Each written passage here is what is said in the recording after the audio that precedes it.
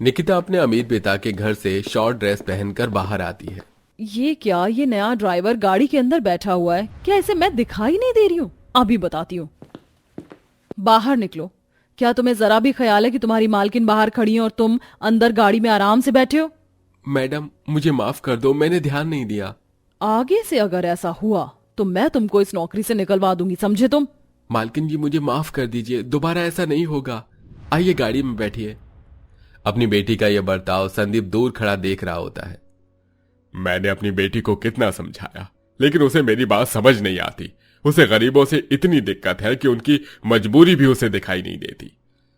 संदीप चाहता था कि उसकी बेटी के अंदर से अमीरी का घमंड हमेशा के लिए खत्म हो जाए, लेकिन यहां निकिता अपनी अमीरी का घमंड उतना ही ज्यादा करती है। एक दिन वो बहुत तेजी से गाड़ी चलाते हुए जा रही थी, जिसके चलते तेज स्पीड की वजह से रास्ते में पड़ी कीचड़ वहां से गुजर रहे कुछ गरीबों के ऊपर पड़ती है, जिसके चलते कुछ लोग निकिता की कंप्लेन भी कर देते हैं। अरे कितनी बार कहा है मैंने तुम्हें, गाड़ी धीरे चलाया करो। अरे उन गरीबों के ऊपर थोड़ी सी कीचड़ क्या गिर गई, उन्होंने तो मेरी कंप्लेंट ही कर दी। अब देखना पिताजी मैं उनके साथ क्या करूंगी। बस हुआ निकिता, मैं तुम्हें समझा समझा के थक गया हूं। जैसे अमीर होते हैं वैसे भी गरीब भी होते हैं, और उनकी मजबूरी है तभी वो गरीब है। हमारे इंडिया में तो गरीब होने ही नहीं चाहिए, हम जैसे अमीर ही होने चाहिए, तभी ये देश आगे बढ़ेगा। लगता है तुम ऐसे नहीं मानोगी, मुझे तुम्हारे लिए कोई सख्त फैसला लेना ही होगा।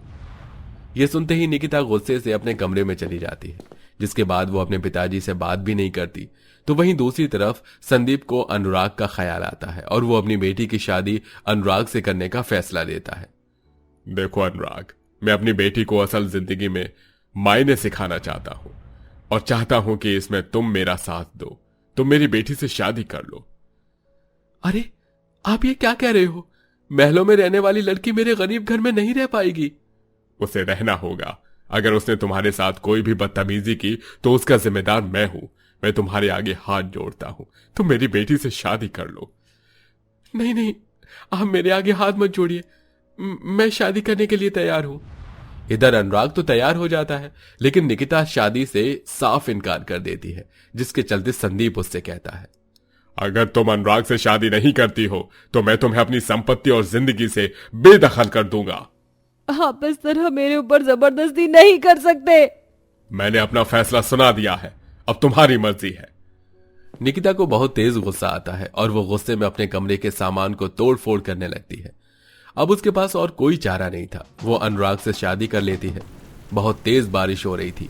इतनी बारिश में गरीब अनुराग अपने गरीब घर में निकिता को ले आता है, जहां उसकी मां घर में भरे हुए पानी को बाहर निकाल रही थी। अरे बेटा तू आ गया, देख बहुत ज्यादा पानी भर गया है घर में, आजा मेरी मदद कर। मैं अकेला नहीं आया हूँ, साथ में कोई और भी आया है माँ। ये लड़की आज से आपकी बहू है। वैजंती जब निकिता को देखती है तो वो उसे देखती ही रह जाती है। कितनी खूबसूरत और कितनी सुंदर है। अरे बेटा तूने मुझे बताया क्यों नहीं, मैं कुछ तैयारी ही कर लेती। तैयारी करने लायक कुछ है ही नहीं माँ। खैर छोड़ो, मैं आपकी मदद करवाता हूँ। निकिता गरीब घर की हालत देखकर चिड़चिड़े मन से कहती है, व्हाट रबिश, क्या अब मुझे यहाँ तुम्हारे साथ इस कचरे जैसे घर में रहना होगा? इसे कचरा घर बोलने की जरूरत नहीं है, ये हमारा घर है। अरे बहू लगता है तुम परेशान हो गई हो, आ जाओ मैं तुम्हें कहीं बिठा देती हूँ। वैजंती निकिता को बैठने के लिए एक कुर्सी देती है। निकिता उस कुर्सी को देखकर उसके ऊपर बैठती भी नहीं। माँ रहने दो, ये अमीर अपने आप को कुछ ज्यादा ही साफ सुथरा समझते हैं। जब इनका मन होगा तो खुद बैठ जाएगी कुर्सी पर। अनुराग और वैजंती दोनों मिलकर घर के अंदर से सारा पानी बाहर निकालकर पूरे घर को सुखा देते हैं। अब निकिता के पास कोई चारा नहीं था, उसे न चाहते हुए भी कुर्सी पर बैठना ही पड़ता है, जिसके बाद वैजंती उसके लिए खाना बनाकर लाती है। राशन खत्म हो गया था तो मैंने सोचा जो बचे कुचे कच्चे दाल चावल रखे हैं उसे ही बना दूं। ये लो बहू खाना खा लो। ये गरीबों जैसा खाना मैं नहीं खा सकती, आप ही खाओ। अरे बहू खाने को ठुकराते नहीं है, खा लो खाना, भूख लगी होगी तुम्हें। वैजंती के कहने पर भी निकिता खाना नहीं खाती। वैजंती खाना रसोई में रख देती है। रात को सभी सो जाते हैं और निकिता को बहुत तेज भूख लगती है। मैं तो जोमेटो और स्विगी भी नहीं कर सकती, पिताजी ने मेरे सारे कार्ड जो बंद करवा दिए हैं। अब मैं क्या करूं, बहुत जोरों से भूख लगी है। निकिता रसोई में देखती है जहां से थोड़े से दाल चावल दिखाई देते हैं, वो उसे ही खा लेती है और सो जाती है। निकिता अपनी शादी के बाद अपनी सास और अनुराग को अपनी अमीरी का हमेशा घमंड दिखाती रहती है। ऊपर से अनुराग के काम पर जाने के बाद वो वैजंती के साथ घर का कोई भी काम नहीं करवाती। मेरी कॉफी कहाँ है? मेरी कॉफी नहीं बनाई क्या आपने? बहू, घर का तो सारा राशन खत्म हो गया है।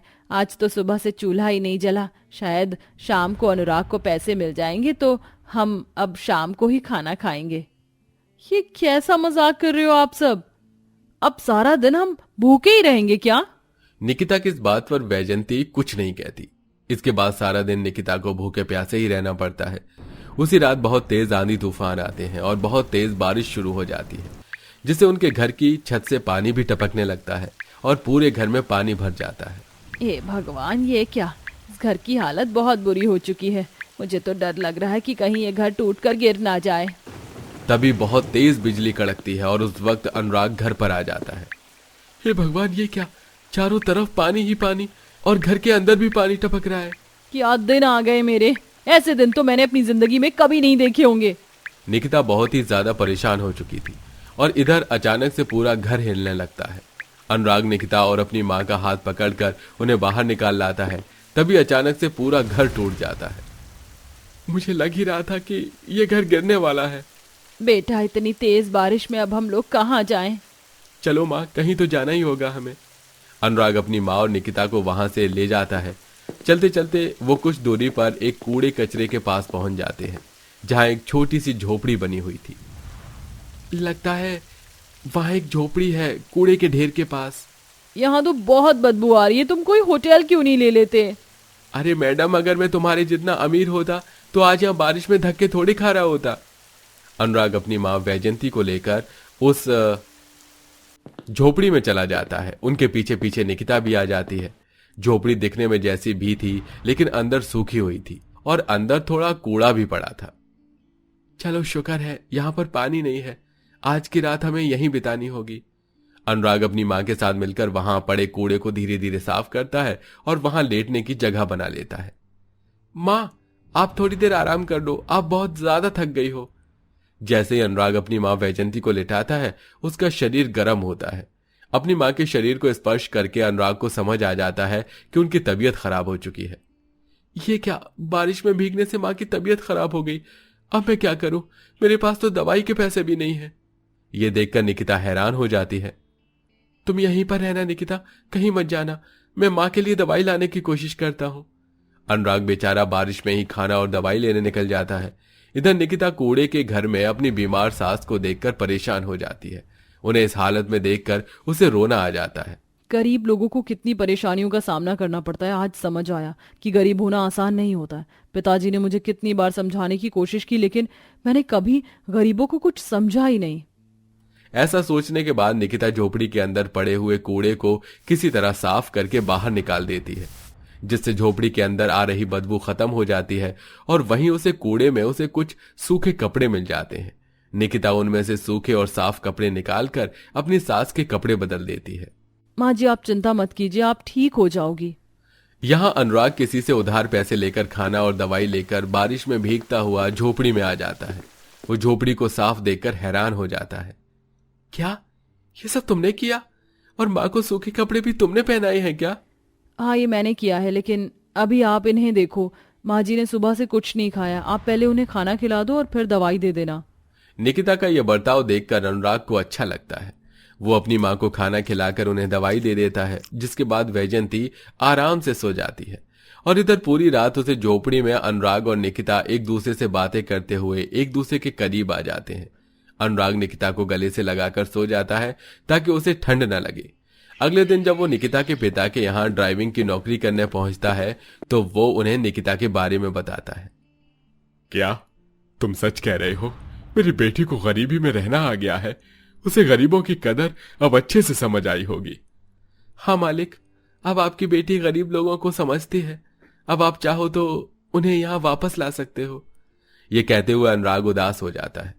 उस दिन जब संदीप अपनी बेटी से मिलने उस कूड़े के घर में जाता है तो वो देखता है कि उसकी बेटी अपनी सास और पति के लिए खाना बना रही होती है। बस बेटी, मैं यही तो चाहता था कि तुम गरीब लोगों की कंडीशन को समझो। गरीब बुरे नहीं होते, बल्कि वो तो बहुत लाचार होते हैं। चलो, तुम अपनी परीक्षा पास कर चुकी हो, वापस घर चलो। नहीं पिताजी, ये मेरा घर है। मैं अपने कचरे के ससुराल में बहुत खुश हूँ। मैं वहां नहीं आऊंगी, यहीं पर रहूंगी अपने पति और अपनी सास के साथ। निकिता का यह बर्ताव संदीप को बहुत अच्छा लगता है। अब वो उनकी झोपड़ी की मरम्मत करवाकर एक पक्के मकान में बदल देता है। साथ ही साथ उनके घर में राशन भी डलवा देता है, जिससे उन्हें ज्यादा परेशानी ना हो। ये सब देखकर निकिता भी अब अपने पिता के साथ काम करती है, छोटी पोस्ट से ही, जिससे वो नौकरी भी करती है और घर भी संभालती है। धीरे धीरे सब कुछ ठीक हो जाता है और वो अपने ससुराल में खुशी खुशी रहने लगती है।